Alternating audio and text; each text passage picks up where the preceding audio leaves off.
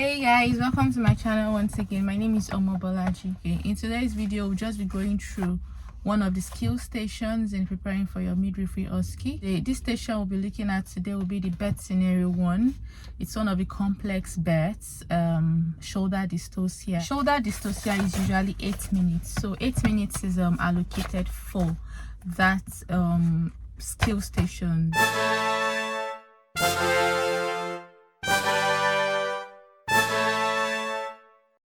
It happens as such that when you come in, you would the woman will probably be on the bed, and then you will see the baby's head coming, and then the shoulder is most likely impacted. But even if you just see that, the assessor would still tell you what has happened to this person and why the person is in that situation.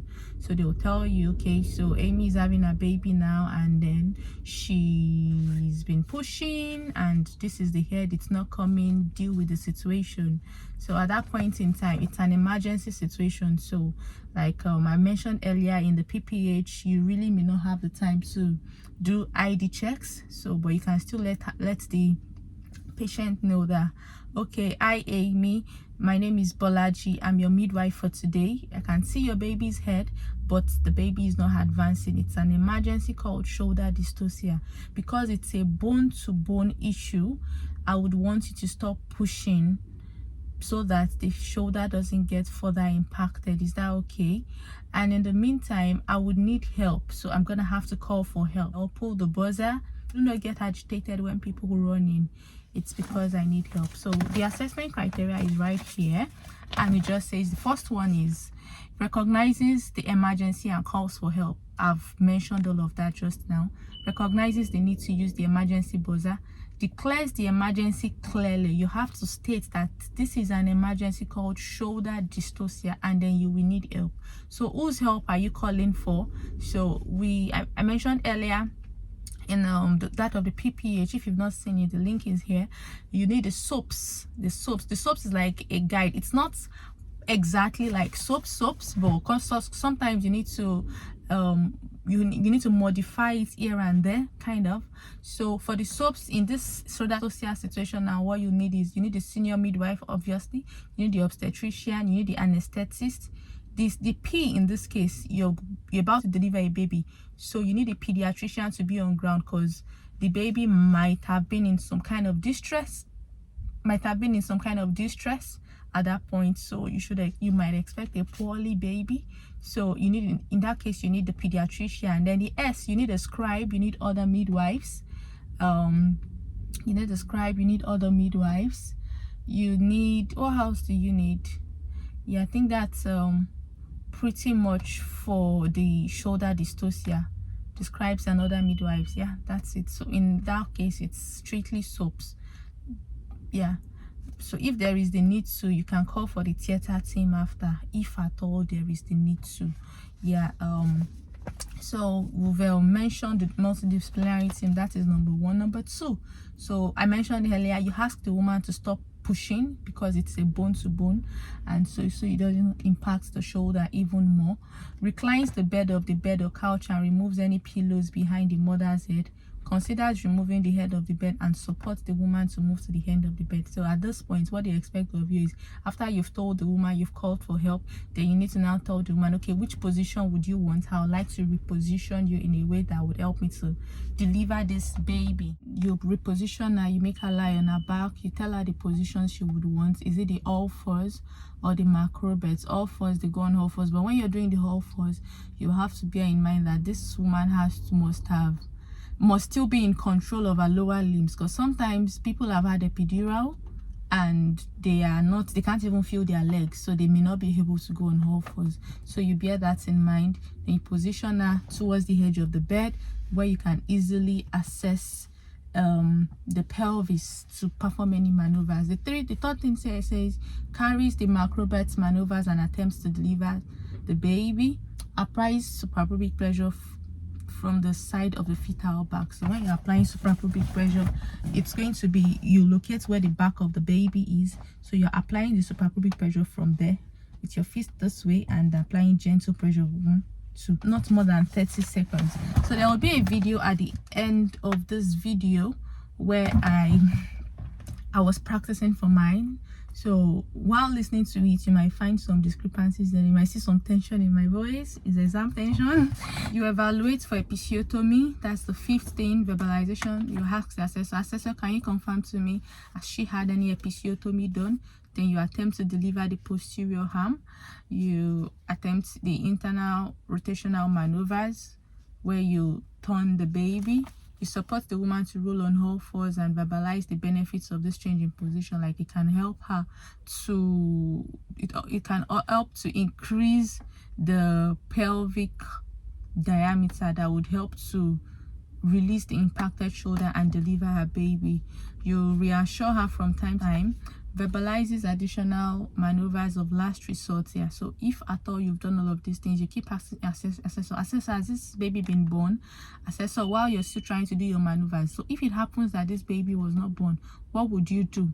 And if it happens that the baby was born, what would you have done? You still have to verbalize it because it's a criteria on here. So even if you've had your baby, you still need to say, okay, if the baby has not been born, this and this and this would have been done. Consider cleidotomy, cephalic replacement, symphysiotomy. Then you verbalize the need for the midwife to ensure that the woman understands what has happened. You debrief the woman after and ask the chance to bond with her baby. Initiate skin to skin as soon as possible. Verbalizes the importance of maternal observations. It's important for you to observe your mother after she's delivered her baby, isn't it? So verbalizes the importance of newborn observations. When the baby is born, you have to ask, assessor, this baby has been born. Is the APGAR score fine? Is the baby well? Is the baby fine? And then you also verbalize that you ask the pediatrician to have a look on the baby to see, because the baby was impacted for a while. You just have to be sure and rule out any concerns. You have to say these things.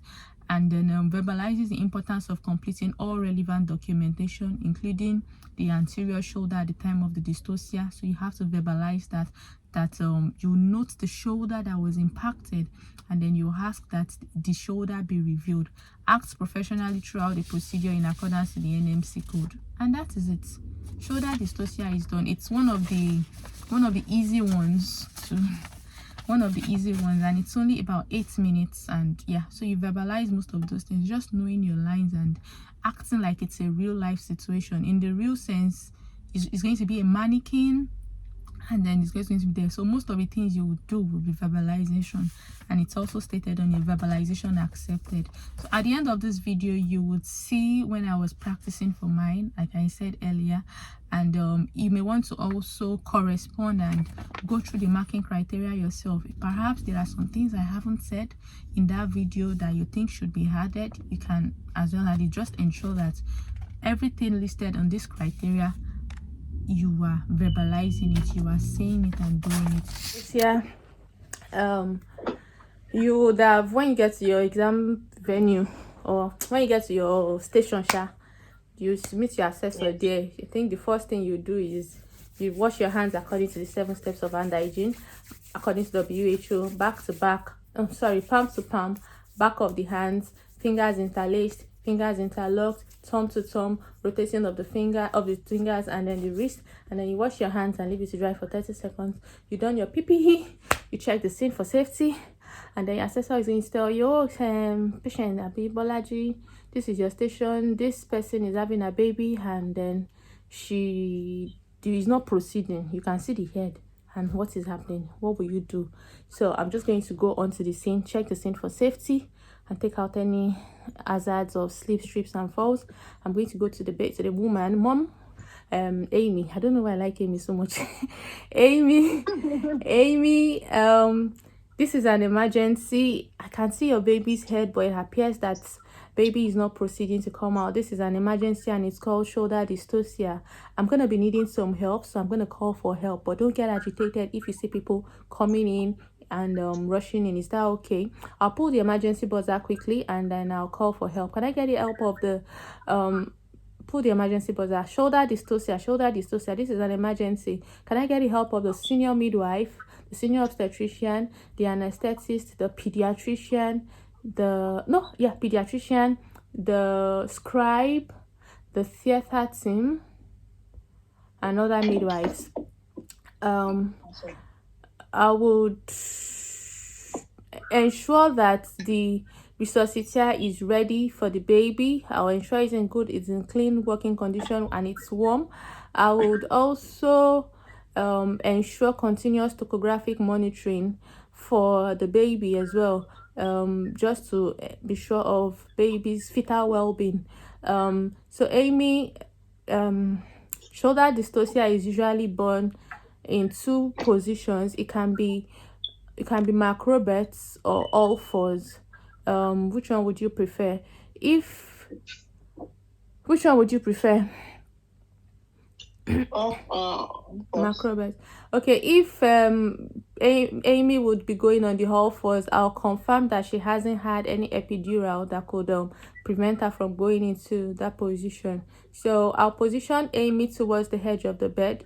No, sorry, it could be supine or all fours. Yes. Supine or all fours, and then you do the macrobet. So to have your baby, the macrobet position is usually used, but don't be worried, we'll deliver your baby. Okay, so I'll position Amy towards the edge of the bed on her back and then perform the macrobet position. The macrobet position maneuver involves hyperflexing the legs towards the abdomen to allow for more room in the pelvis, more pelvic inlet. Assessor, is the baby born now? While doing this, I would ask my colleague to try to deliver the baby through axial traction. Then I'll go on to perform suprapubic pressure by applying pressure on the downward pressure on the pubic symphysis for no more than 30 seconds. Assessor, while my colleague is trying to deliver the baby through axial traction, assessor, can you confirm if baby has been born? If No. this is helping, no. Okay. Okay, so I would go on to, before going on to the internal maneuvers, I'm just going to confirm if Amy needs any episiotomy. Assessor, can you confirm, does Amy need any episiotomy? No, the mother is room. Okay, so it's rumor, that's fine. So Amy, to give birth to your baby now, to deliver your baby, I'll need to perform some internal maneuvers and put my hand in your vagina just to see and help the baby to deliver. So I'm just gonna make my hand this way and go into your vagina. I'm going to try to find the posterior arm and find the elbow to deliver the ham. Assessor, is that helping? No. Then I'll go on to do the internal maneuvers. To do the internal maneuver, I'm going to try to find the posterior part of the anterior ham. That's going to be facing the back of the baby, and then I would try to go in and push the arm, the posterior arm. Assessor, is baby born? Okay, then I would go on to the other side. I'm going to do the same thing for the anterior part of the posterior arm and just apply gentle pressure. Assessor, is this helping? No. Okay, Amy, so I've tried the internal maneuvers and it appears that this is not helping at the moment, but what we just need to do now is to repeat the algorithms. I'll put you on all fours, you go on all fours, and then we'll repeat the algorithms again. If this doesn't help, we'll call the theater team and the anesthetist to review Amy, because she might be going to theater to have cephalic replacement, Zavanelli maneuver, or to have symphysiotomy or cleidotomy.